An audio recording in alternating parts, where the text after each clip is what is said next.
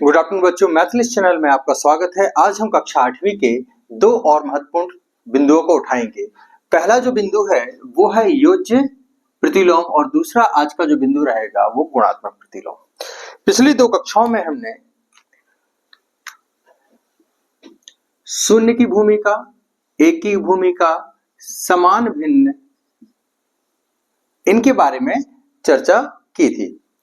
अब आज के जो वीडियो में हमें योज्य प्रतिलोम और गुणात्मक प्रतिलोम की चर्चा करनी है। एक बार ध्यान से देख लो, आप ये दोबारा कभी भूलोगे नहीं। पहले ही क्लास में बताया था कि गणित में बहुत कुछ शब्दों पे छिपा रहता है। यहाँ पे देखो ध्यान से, प्रतिलोम। अब प्रतिलोम का अर्थ क्या होता है यदि आपको पता है तो आप आसानी से निकाल पाओगे इनके उत्तर। प्रतिलोम मतलब होता है, आपकी सरल भाषा में बता दे तो इसको बोलते हैं उल्टा, या इसको बोले विरोधी। विरोधी। यदि ये दो शब्द आपको, और एक शब्द और है, इसे बोल सकते हैं विलोम। जैसे आपसे हिंदी में पढ़ा होगा विलोम शब्द, दिन का तो आप बोल देते हो रात, लड़का बोले तो आप बोल देते हो लड़की। इसी तरीके से प्रतिलोम दिमाग में रखना है। योज्य, अब यहां देखो एक शब्द आया योज्य, तो योज्य का जो अर्थ निकलता है वो निकलता है योग। क्या निकलता है? योग। और योग का जो चिन्ह होता है वो धन का चिन्ह होता है, इस तरीके से।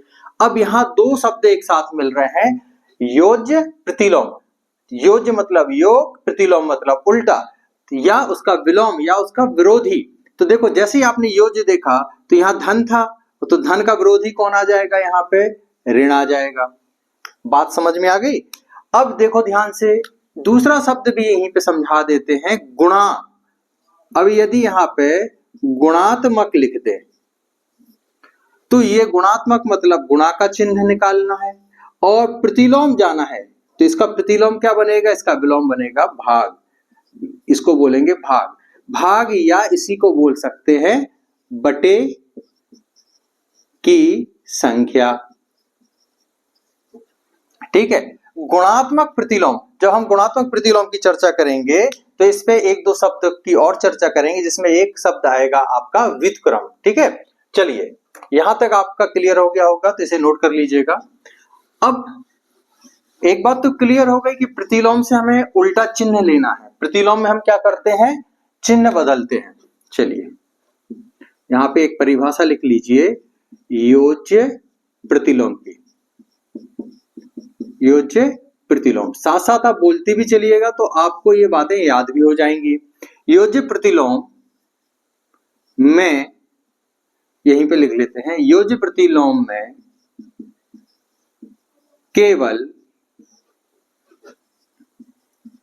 संख्या का चिन्ह बदलते हैं। बदलते हैं। अब यहाँ पे एक बात और याद रखनी है। चलिए देख लेता हूं पहले, आपका वीडियो क्लियर आ रहा है कि नहीं आ रहा है? वीडियो बिल्कुल क्लियर है।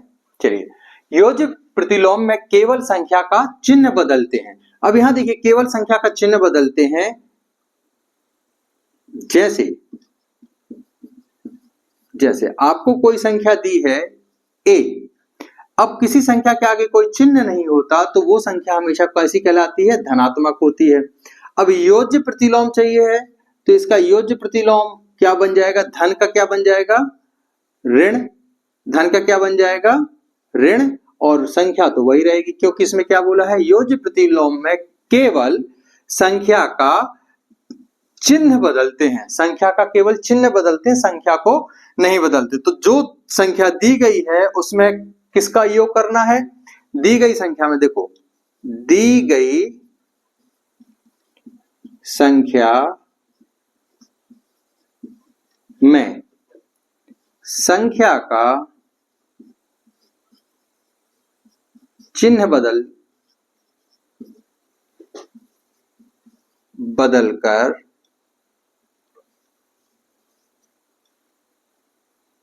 ये इसकी परिभाषा हो जाएगी। ठीक है ना, योज्य प्रतिलोम की, और इसी में अपन गुणा का निकाल देंगे। बदलकर दी गई संख्या में संख्या का चिन्ह बदलकर योग करते हैं तो उत्तर हमेशा शून्य। ध्यान रखना है, इसमें उत्तर हमेशा शून्य ही प्राप्त होता है। क्या प्राप्त होता है? शून्य प्राप्त होता है या मिलता है, होता है। इसको आप नोट कर लीजिएगा। दी गई संख्या में संख्या का चिन्ह बदलकर योग करते हैं तो उत्तर हमेशा शून्य प्राप्त होता है। तो उत्तर हमेशा क्या प्राप्त होता है? शून्य प्राप्त होता है। चलिए इसको आगे अपन क्वेश्चन में लगा लेते हैं। जैसे यहाँ पे हमने आपको बताया था ये धनात्मक है तो यहाँ ऋणात्मक लेना और बीच में योग करना है। क्या करना है? योग। तो उत्तर हमेशा क्या मिलेगा? शून्य मिलेगा। इसको अंकों में रख के देख लेते हैं। चलिए, जैसे आपको यहाँ पे एक संख्या दी है ऋण 7/19। ये प्रश्न है ऋण 7/19 का योज्य प्रतिलोम क्या है? अब योज्य प्रतिलोम ध्यान रखना, ये पूरा एक शब्द है योज्य प्रतिलोम। तो योज्य का अर्थ होता है योग करना, प्रतिलोम मतलब विपरीत संख्या रख देना। तो यहाँ पे आपको लेना है 7/19, क्योंकि आपको दी संख्या कौन सी थी? यहाँ पे आपको बताया ना दी गई संख्या। ये दी गई संख्या कौन सी है? ऋणात्मक है। कौन सी संख्या है ये? ऋणात्मक अंक है। ये कौन सा अंक है? ऋणात्मक। ये ऋणात्मक अंक है। तो आप यहाँ पे कौन सा अंक ले लोगे? धनात्मक ले लोगे। और उत्तर हमेशा क्या मिलेगा? शून्य मिलेगा। देखो जो संख्या है उसी संख्या का हमने चिन्ह बदल दिया। तो हम क्या देते? 5 ऋण 5 कितना आएगा? 5 में से 5 जाएगा तो शून्य आएगा। हमने क्या दिया? 17 ऋण 17, आप बोलोगे सर शून्य आ जाएगा। अर्थ क्या हो रहा है? ध्यान से देखो, ये जो चिन्ह है ये धनात्मक है और ये जो संख्या बन रही है ये ऋणात्मक। अब आप कहोगे सर यहाँ तो आपने ऋण कर दिया। तो चलिए इसको भी समझा देते हैं। होता क्या है, जैसे यहाँ पे एक संख्या आपने देखी कि ये, इसी को ले लेता हूं मैं 5 को। ये जो संख्या दिख रही है ये क्या लिखी है? धनात्मक। धनात्मक लिखी है, ठीक है। अब धनात्मक संख्या है, ये कौन सी संख्या है? एक बार समझ लो बेटा, कभी नहीं भूलोगे। ये संख्या धनात्मक है, ध्यान रखना, मैं संख्या की बात कर रहा हूं। संख्या धनात्मक है 5। संख्या धनात्मक है 5। अब आपने बोला योज्य, योज्य है तो यहाँ पे क्या करना है? आपको योग करना है। और ये संख्या ऋणात्मक है, ध्यान रखना, यहाँ संख्या क्या है? ऋणात्मक है। ये जो संख्या है ये संख्या है ऋणात्मक। ऋणात्मक। अब देखो तो हमने यहां रख दिया ऋण 5। अब इस बात को क्लियरली देख लो, आप क्या समझ में आ रहा है? कोष्टक का कल ही अर्थ बताया था कि कोष्टक का अर्थ होता है अंकों का गुणा या चिन्हों का गुणा। तो कोष्टक जैसे ही आप खोलोगे तो ये 5 धन और ऋण का गुणा होगा तो ऋण बनेगा।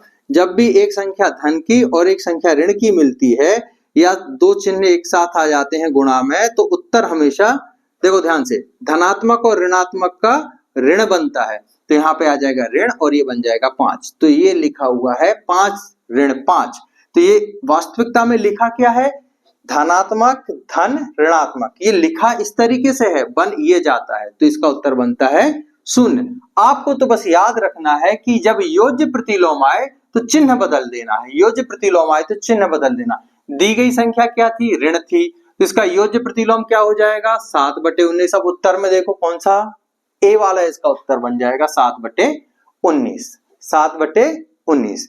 चलिए इसी प्रश्न को, पहले इसको नोट कर लीजिए, इसी प्रश्न को गुणात्मक प्रतिलोम में ले चलते हैं।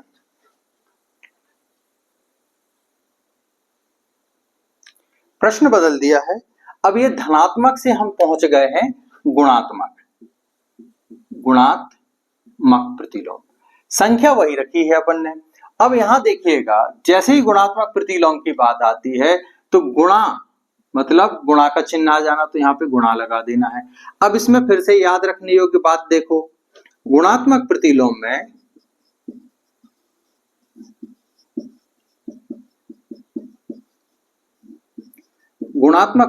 में संख्या का क्रम बदलते हैं। ध्यान रखना, गुणात्मक प्रतिलोम में केवल संख्या पलट देते हैं, इसमें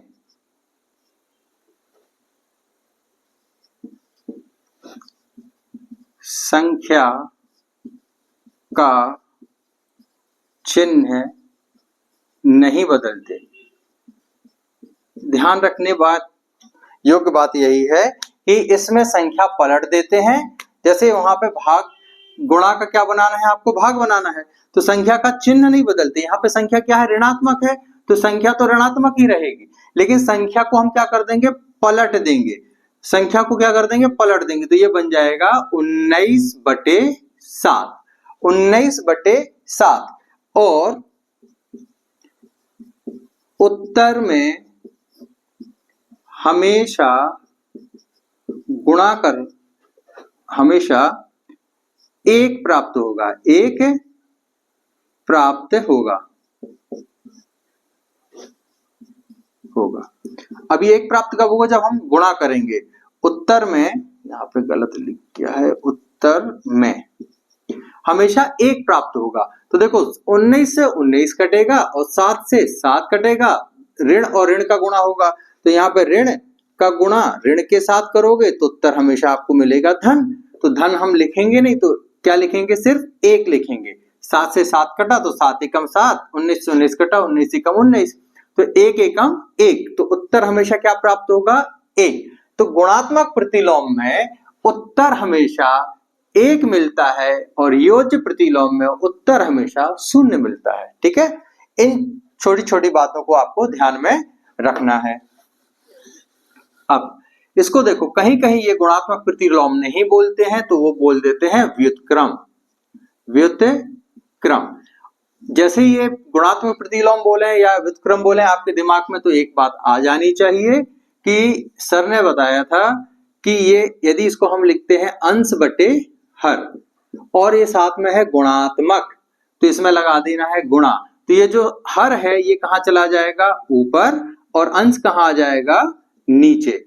तो ये संख्याएं पलट जाती है, इसको बोलते हैं संख्याओं का पलटना। संख्याओं का पलटना, ठीक है, इसमें चिन्ह नहीं बदलना, ध्यान रखना। तो गुणात्मक प्रतिलोम, तो गुणा का उल्टा भाग होता है। अब इसको भी समझा देते हैं, गुणा का उल्टा भाग। यहां तक आपका ये सब क्लियर हो गया है।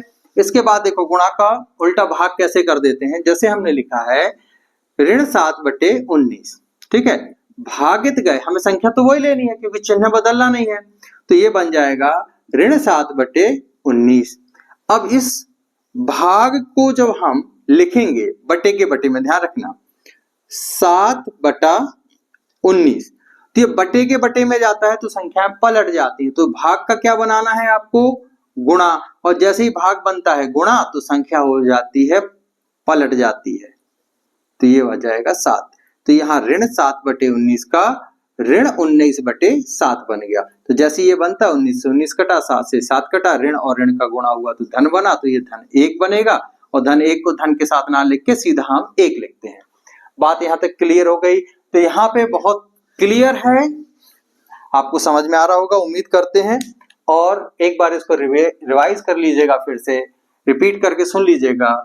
योज्य जो होता है, योज्य प्रतिलोम, चिन्ह बदलते हैं, इसमें क्या करते हैं, चिन्ह बदलेंगे, ठीक है। फिर योग करेंगे, उत्तर 0 मिलेगा। उत्तर क्या, 0 मिलेगा, ठीक है। ये योज्य के लिए हो गया। फिर आपने लिखा गुणात्मक प्रतिलोम।